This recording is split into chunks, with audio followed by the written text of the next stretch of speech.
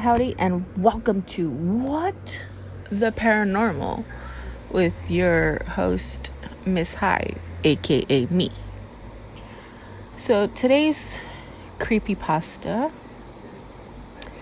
is called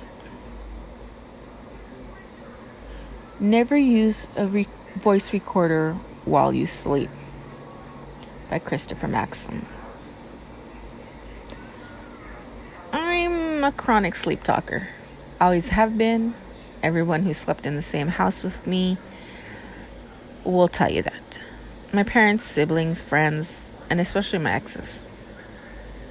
They're the ones who got an earful. It was something we'd laugh in the morning because most of what I would say would be incoherent, or some of my famous lines included, "There's too many helicopters in the pool," and "My balloons are on the wrong foot." It never bothered anyone around me. My friends and family pretty much just got a kick out of it. One day at work, the subject of sleeping came up. My coworkers threw stories back and forth about some of the weirdest dreams.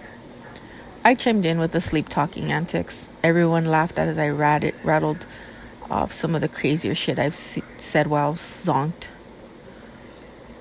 One of my coworkers, Bill, really busted a gut. After he finished hyperventilating, he told me that I should set up a voice recorder while I sleep so I can play it back at work every morning. Honestly, I didn't think of it, and it wasn't a bad idea. That night, I downloaded a decent voice recording app on my phone and placed it on the nightstand before I went to bed. Being single and living alone, I had no way of knowing what I said in my sleep anymore. So I was looking forward to hearing what it would pick up. It would be a humorous way to start my otherwise dull mornings. For 2 months, I recorded a lot of great stuff. One night in particular, I kept screaming almost as if I was running from something in my dream. But after a few minutes, I said, "Bad fridge." I couldn't stop laughing at that one. Neither could my coworkers when I showed it to them. Eventually, the app picked up something unsettling. Listening to the audio for any trace of funny banter I might find, I heard a loud bang. It sounded like a door being slammed shut with great force. Hearing that, my heart sank. I wondered if an intruder had made their way into my home. My house was a small cottage on the outskirts of town. I was able to get a great deal due to its location and age. And some of the components are old. I knew after hearing the recording that the only two doors sturdy enough to make that loud thud were the attic and the basement. Basements and attics have always freaked me out. Never liked to go near them as a kid. And I still don't as an adult. They kind of terrify me. The ones in my house even more so. Something about them being old made them more sinister. Despite my fear, I had to make sure no one was in the house. I got up out of bed, headed straight for the basement. As the door was closest to my bedroom, I hesitantly opened the door and descended into my home depths. I was nervous, but I was desperate for peace of mind. Basement, empty. I quickly ran up to the first floor and proceeded to journey up the stairs. Once I reached the attic door, I froze. As much as the basements make my skin crawl, I find attics to be far worse. Maybe it was because they were always a big unknown to me. I had only ever been in the attic once my whole life, and that was to help my dad unload some Christmas decorations. Even then, I was spooked. Because of my phobia, I installed a deadbolt on the door when I moved in. It sounds foolish, but hey, it helps me sleep at night. Looking at the door, I noticed that the deadbolt was still locked. An intruder could have gone in and then relocked it on their way out, but at least I knew they weren't in there anymore. This was my excuse not to go inside. I went back downstairs and put the noise out of my mind. Forgetting all about the loud bang, I continued to record that night in hopes of catching more sleep talking.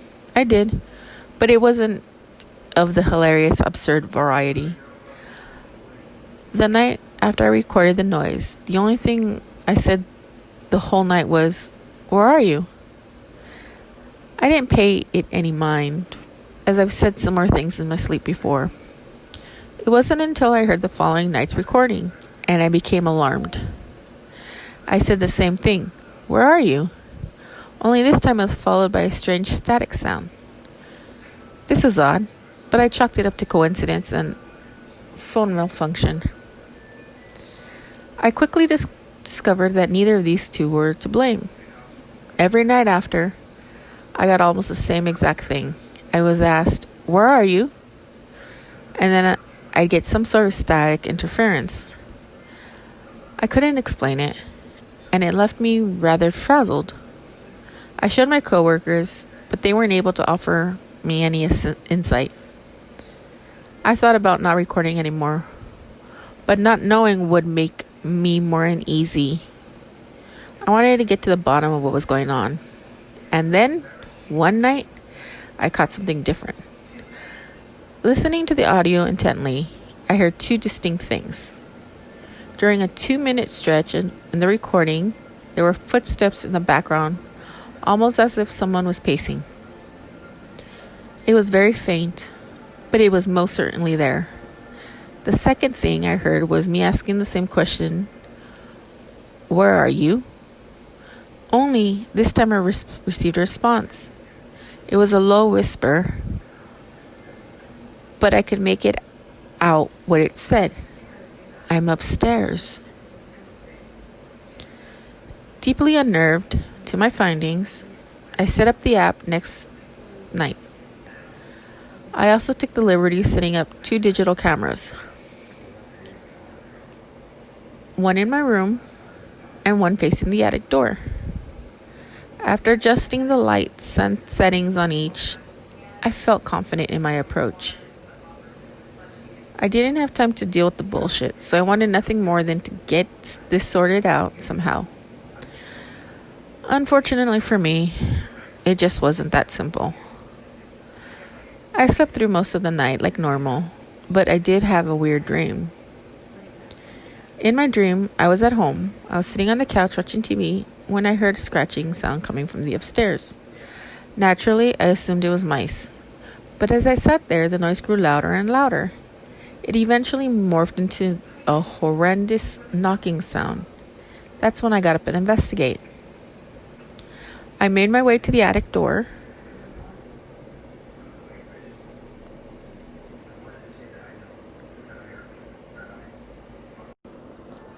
And the noises ceased.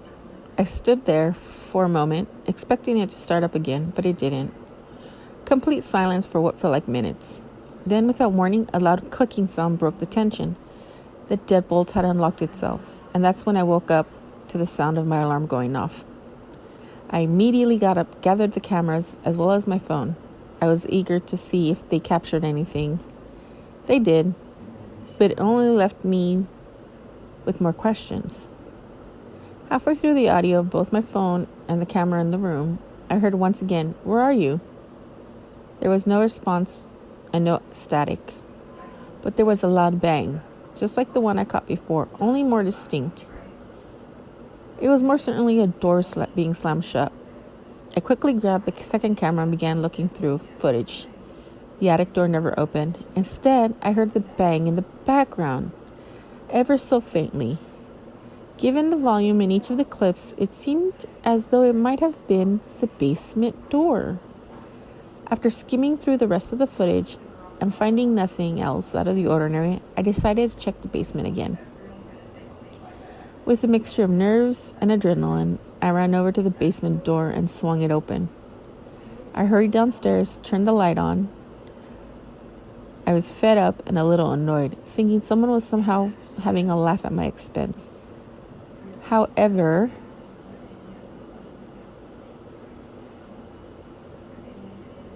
when the room lit up, it was greeted with the familiar sight of an unfurnished basement.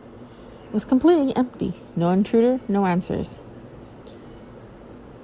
Frustrated, I went off to work and tried to keep my mind off the old dilemma. That proved to be a difficult task. I kept playing out different scenarios in my head during the workday, but nothing made sense. The only logical, though somewhat illogical explanation that I can come up with was that I was being harassed by a spirit. I didn't want to give that notion, but I was running out of ideas. I tried to talk with my coworkers again in the hopes that they would tell me it was nothing to worry about. Instead, I received the opposite. One of my coworkers told me to call the cops and have them look around the house for signs of a break-in. Another told me I should stay at a friend's house. Bill told me to abandon the house and run for the hills. He was only joking, but it didn't make me feel any better. Things took a turn for the bizarre when I arrived home that day. Opening the front door to the cottage, I stepped in, set my jacket down on the couch, and then I plopped down in an attempt to unwind. Immediately sitting, I heard a bang again. It was clear as day. It was the same sound from the audio and the footage, but this time I was hearing it in person. I jumped up, looked straight ahead at the basement door. You can see it from the couch. It had been in my line of sight the entire time. Though I hadn't been looking directly at it, I was fairly certain it hadn't moved. Still, the bang definitely came from the direction. Spooked but curious, I decided to check it out. I walked over cautiously and examined the door. There was no indication that it had been slammed shut. The wood around the door was pristine, and the floor below had no scrapes. I opened it and trotted down the old creaky stairs to investigate the basement for a third time. After reaching the bottom, I turned on the light. I expected to see nothing, just as I had before. While scanning the room left to right, nothing is mostly what I saw. After doing a double take, however, I realized something was amiss. Off in the center of the far wall was a door. This door sent chills up my spine. My basement has no doors. I was sure of that. I knew this before purchasing the place almost a year ago when I first took the grand tour. I also didn't see a door when I went down there in the morning or the other day. It didn't make a lick of sense. I walked towards it, bewildered. I wasn't sure of the door's origins, but I knew that I had to be the cause of the sounds I'd been hearing. There was no other explanation. As I approached the impossibility before me, I realized that something made my skin crawl. I recognized the wood, the design, and the deadbolt. It was the attic door. I didn't want to open it, the fear of what might be lurking on behind. Instead, I ran upstairs to check to see if the attic door was still there. The actual door. It was, indeed. I ran back downstairs into the basement, only to find that the door had vanished. Had I merely imagined its presence? Thinking I had gone completely mad, I went back upstairs, sat down on the couch. My mind was running haywire, trying to comprehend things, but eventually gave in to its own weariness. I ended up taking a short nap, and then that's when another dream. This dream was similar to the one I had before. I was sitting on the couch watching TV when I had scratching noises. The only difference was it was coming from the basement rather than the attic. It too progressed and turned into knocking that I couldn't ignore. As such, I got up from the couch, went downstairs to put a stop to it. In my dream, the basement was empty, no mysterious door in sight. That and the knocking and scratching ceased upon my entrance. At my wit's end, I went back upstairs. The sound returned with vengeance, only this time it was coming from upstairs. I ran up there as fast as I could, but the noise stopped. I waited.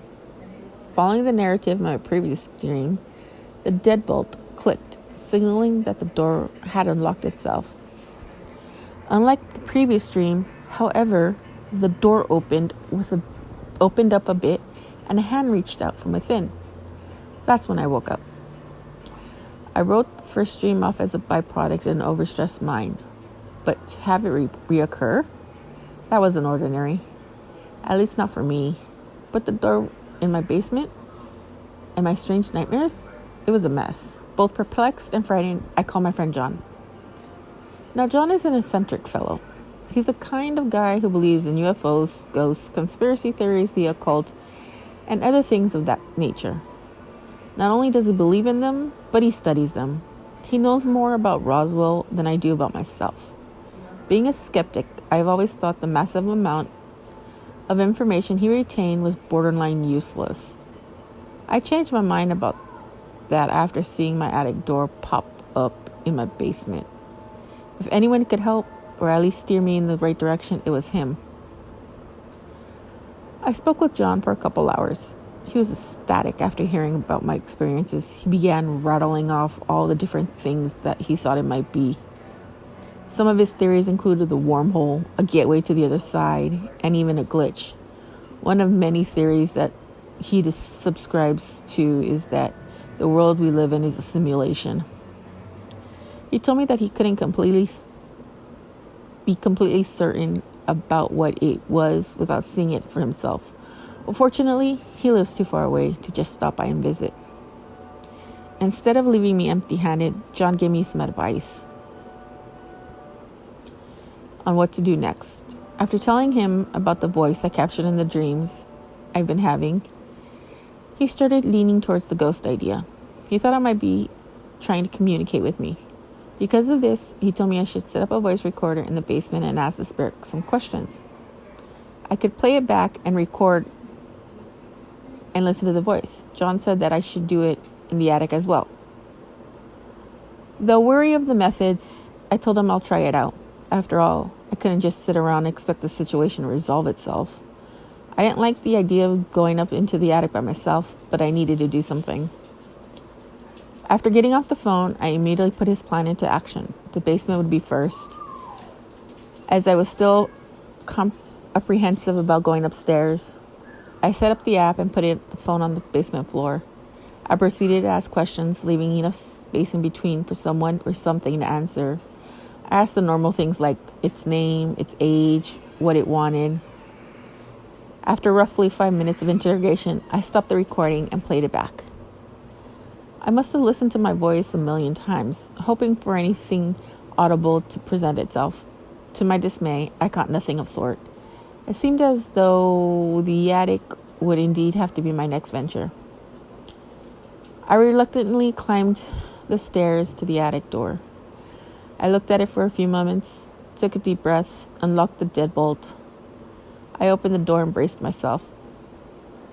There was nothing there save for the previous owner's belongings. When I first purchased the house, I had to do a little bit of renovation, so to speak. The owner before me had no cable, electricity, or proper plumbing. On top of that, they left all of their stuff behind. I had most of it removed, but left everything that was in the attic. I had no need for the space, and I didn't want to put any more money into emptying the house than I had to.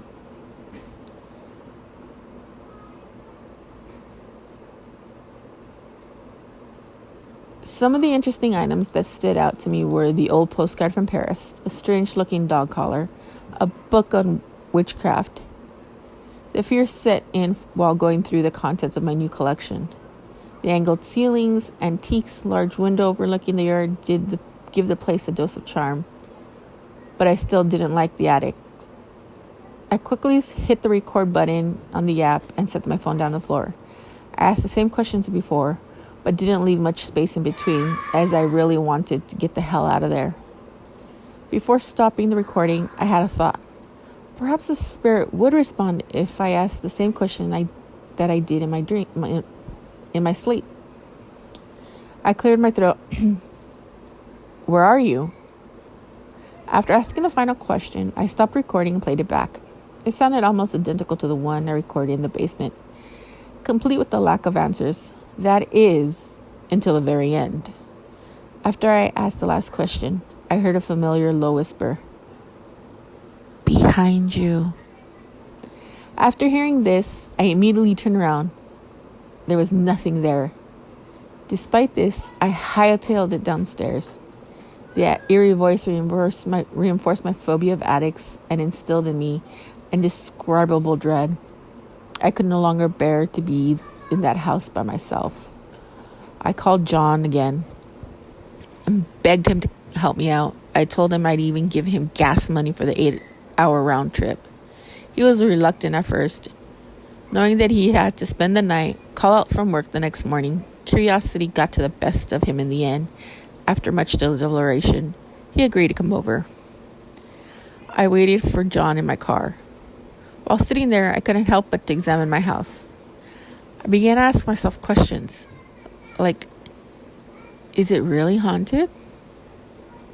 Do ghosts really exist? And my favorite is that what my life has come to. Though these questions were speculative and rhetorical, I pretty much knew the answers. As I gazed towards the house in disappointment, I noticed something out of the corner of my eye. It was a silhouette standing at the attic window. Holy shit! What the fuck? What do I do? Those were the only retorts that crossed my mind after seeing the shadowy figure. After a few moments of staring, the figure stepped back from the window, completely out of sight. I sat and pondered about it for a few moments after its departure. In a moment of bravery, I chose to go back into the house and up to the attic. Crazy, I know, but it's my house. And I needed to show this thing that I wasn't interested in playing games, even if it scared shitless. Besides, John would have had my head if I didn't follow the damn thing. Feeling confident but still shaky, I ventured up into the attic. I swung the door open without hesitation, waltzed in like I owned the place. After all, I did. The attic was void of the ghostly figures, but it did harbor that faint smell of candle wax. Unsure of how to proceed, I started talking in a loud, firm tone. This isn't your house. I'm tired of your bullshit game spirit. I demand you to leave at once. I knew this wasn't going to work, but it was almost Catholic. I felt a hell of a lot better fighting back. I walked around the attic, satisfied with my rant, thinking that it actually conquered my fear. My smug demeanor wouldn't last more than a few moments. Soon after I spoke, a gust of wind blew through the attic, hit me like a bus, nearly knocking me over. I knew it was the ghost's doing. I tried to stand my ground, but it was pretty damn frightened. I watched as everything around me flew about, creating a tornado of mementos and keepsakes. I was about to retreat when I noticed something that hadn't budged an inch. It was a book on witchcraft that I've seen before. Upon noticing, the wind inexplicably stopped and everything fell to the floor. I walked over to the book, curious as to why it remained stationary. As I did, it opened up on its own. It was startling, but I somehow sensed no malice. I was coming around to the fact that this ghost might be really trying to communicate with me. The page in the book landed on was a spell. The whole thing was in Latin, but from what I could make out of it, it had to do something with growing plants. Confused, I reached out to the ghost for help. What do you want from me? After asking the question, the attic door slammed shut. I thought for a moment and gathered that it wanted me to recite the spell in the attic. I was still confused, but somehow calm. It felt as though I was helping the spirit some way. Before I could read from the book, my phone went off. It was a text from John. So sorry. Can't make it out there. My boss won't give me the day off tomorrow. and I'm not sure my car will make it there and back. It desperately needs new tires, and I won't be able to buy those until Friday. Give me a call back and see what I can do. Good luck. Fuck.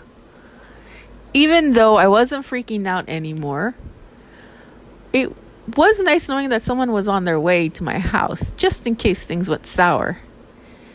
It didn't like it, but I was on my own. I accepted this, turned my attention back to the book.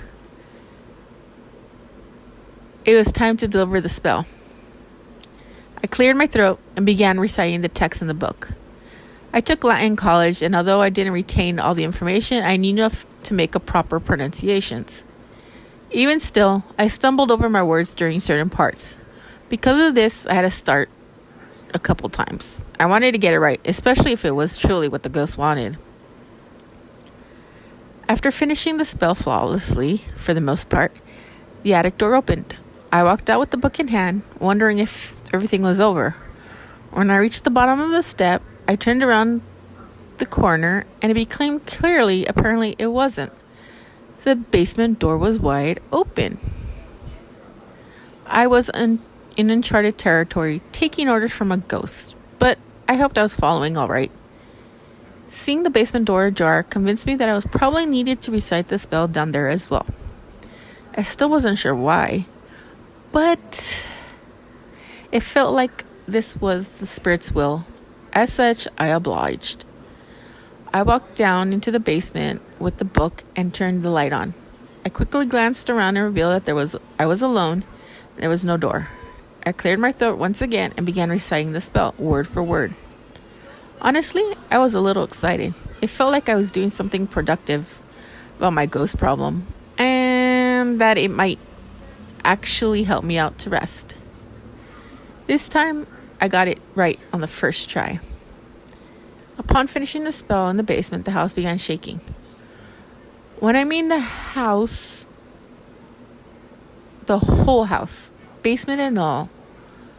I never experienced an earthquake before, but it seemed like the only logical explanation for what was happening. It wasn't until I looked around the room during the madness, but I realized it was the spell's doing. There, on the far wall, shaking with the rest of the house, was the attic door. I wondered if the spell somehow summoned it, simultaneously causing the house to wobble. The tremor eventually stopped, and I was left with the door, lending credence to my theory. I waited for a few minutes, thinking the door would open, but it didn't. It seemed that I would have to do it myself. I wasn't too happy about it, but I did come too far to back out now. I gathered my wits and walked over to the door. I proceeded to swing it open without fear, just as I had upstairs. Behind the door was a surprise. It was the attic. The attic upstairs. Everything was the same, only there was a man standing at the window. Hearing me open the door, he turned around. His eyes widened when he saw me.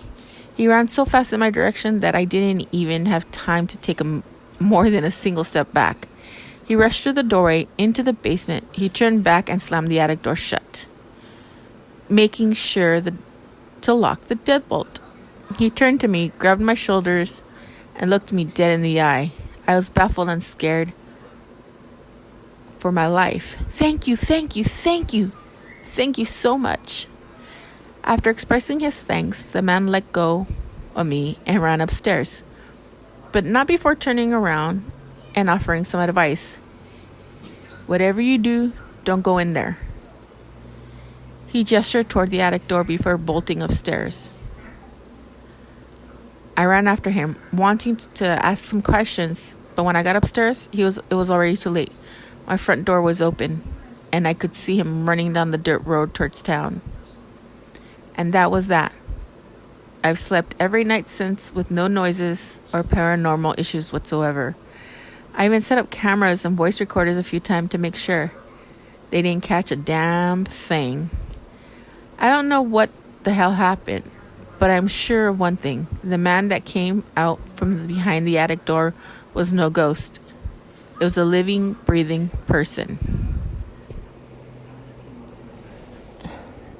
Now, how many of you would actually set up a voice recorder at night?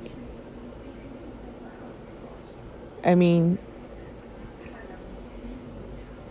are you curious to hear what goes on at night while you're asleep? I mean, some people say that they don't snore, but in reality they snore. I grind my teeth when I'm asleep and it's loud and it could wake up the whole house. But I'm curious, what do you guys think about this story? It's very interesting. So, don't forget to leave it below. Tell me what you think. That way we can get your opinions. If you have any ideas, any questions, comments, concerns, don't forget to leave them at paranormalbuzzfeed.com. I'm sorry, paranormalbuzzfeed@gmail.com. Send all your comments there, questions, concerns. Come join us on Instagram, at Twitter, Snapchat, Facebook. Always send in a voice message. Don't forget you can hear us on Apple Podcasts, Spotify, Castbox, Poketcasts, Google Podcasts, and Radio Public, and anywhere else you can hear podcasts at. So, you all have a good night. Stay safe. Remember social distancing, 6 feet away from the next person standing next to you. In my case, 6 feet isn't far enough because I think I need about 20 feet from the nearest idiot. But hey, 6 feet is better than nothing. Y'all stay safe, take care, and good night.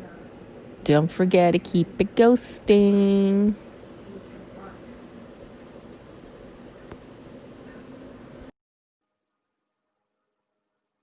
So, with this coronavirus epidemic that we have going on, you have many celebrities, you have actors coming in and joining the podcast community, and you want to jump into it. Well, if you haven't heard, there's a program that you can use called Anchor, now, which is the easiest way to create a podcast. It's free. Um, there's a whole bunch of creation tools that allow you to record, edit your podcast from your phone, your tablet, your laptop, your computer. Um, it'll even distribute them for you. So it'll be heard on Spotify, Apple Podcasts, and many other podcast platforms. You can make money with your podcast with no minimum listenership. Like I said, we have a lot of celebrities, we have a lot of actors, actresses joining the podcast community. So they'll be making money because of their followers. Well, you can do it too. You could have 2 followers and still be making money. So it's an easy way to join the podcast community because this program lets you um, make money with no minimum listenership. And it has everything you need from a podcast program all rolled into one. So if you want to join the community, don't forget to download the free Anchor app or go to anchor.fm and get started. Join us independent podcasters along with the celebrities and the actors and the actresses who are on the podcast community. So don't forget, download the free Anchor app or go to anchor.fm to get started.